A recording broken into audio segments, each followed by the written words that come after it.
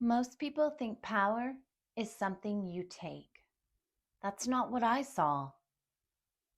Power was already decided before I ever walked in the room. I did not forcefully take it.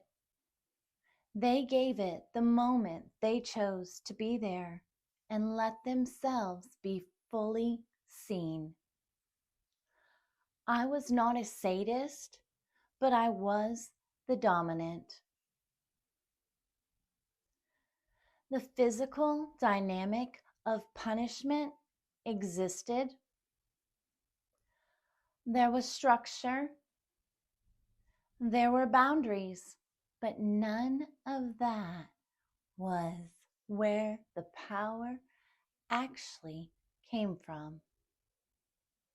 Because before anything else, they spoke. They spoke about their deepest shame. Every client knelt, and before anything else, they confessed. Not performance, not posturing, raw truths in the costume of a confession. Raw truths that were difficult to keep carrying alone. The kind of things they had never said out loud. Not to their partners, not to their friends, not even fully to themselves.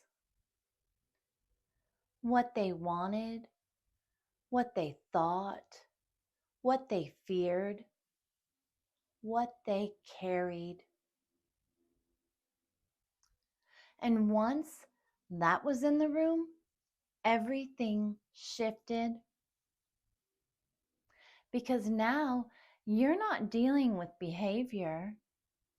You are dealing with what's underneath it. This is where the power actually was. Not in control over them, in being trusted with the one thing they were certain would cost them everything.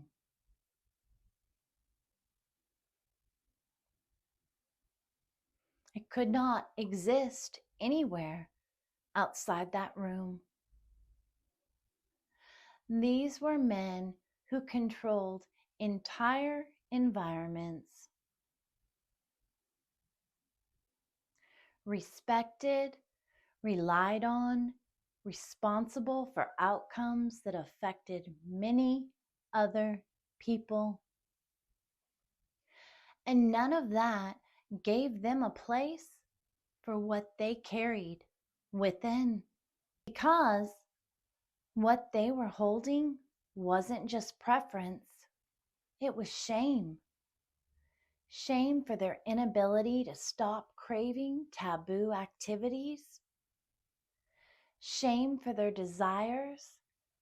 Shame for the unique template that their psyche held. Shame for needing an escape from being in control all day, every day. Shame for not being capable of fitting themselves neatly within a societal box that told them they were sick, perverse, or unstable. The year was 2007. The shame they carried did not come in a single moment. It came as something that had been organizing them for a very long time. You could see it in how they edited themselves before they even spoke, in what they avoided, and what they kept contained so that nothing shifted around them. And after a while, that does not feel like something you are doing. It's been normalized. it feels like who you are. So, what they were actually coming in for wasn't what they said it was. They were coming in to stop managing themselves, to surrender, to stop holding a position, to stop anticipating how they were being perceived, because that never turns off for them. And the moment that drops, even slightly, you feel it, not emotionally, physically. It's impactful. Less tension, less calculation, nothing more to hold in place. That's the relief. Not intensity, not punishment, not control. The absence of internal pressure. And once that pressure is gone, even briefly, something else becomes visible. What's actually there when you are not managing yourself. That's the part most people avoid, because now there is nothing between them and what they've been containing. That's the real edge. Not power over someone else.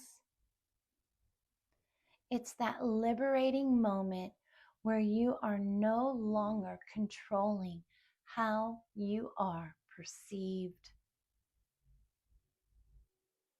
It is an escape from being the powerful one who is always in control.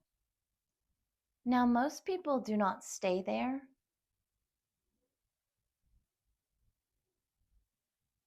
They adjust. They recover position. They reassemble the version of themselves that feels acceptable. And they call that stability. But it's not. It's containment. It's suppression. What people call power is usually built on top of that. It looks controlled, but it depends on never letting anything real disrupt it. Authentic power does not do that. It doesn't manage what's being revealed. It does not rush to shape the moment. It does not need to protect an identity. It stays. And because it stays, whatever is underneath has nowhere to hide. That's what people were stepping into. Again, it wasn't the control. Exposure.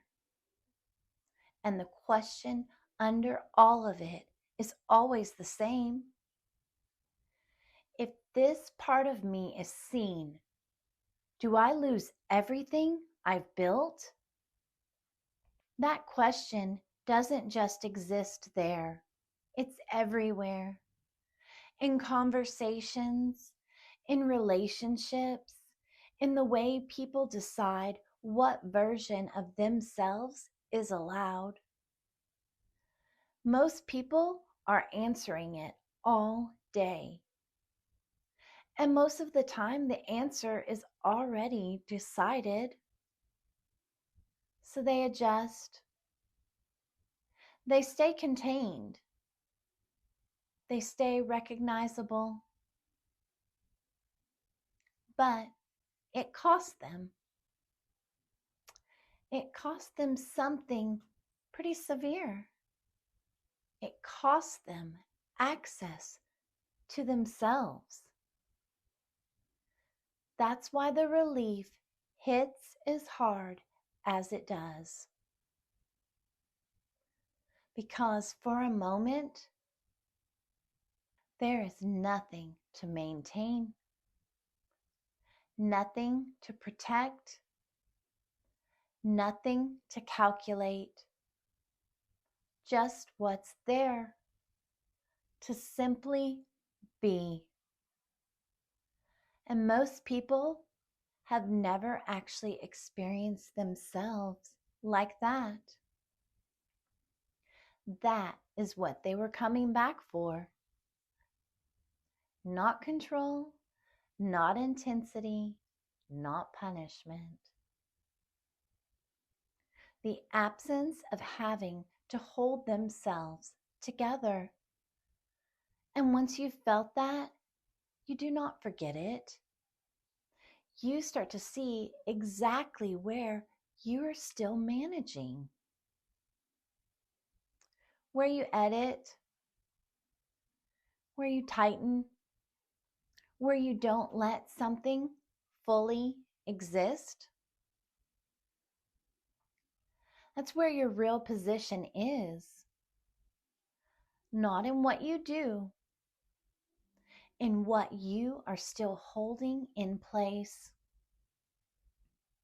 Because the moment you stop managing yourself, you don't become someone new. You lose the version of you that was built to be accepted. And what's left is the part of you that never needed to be.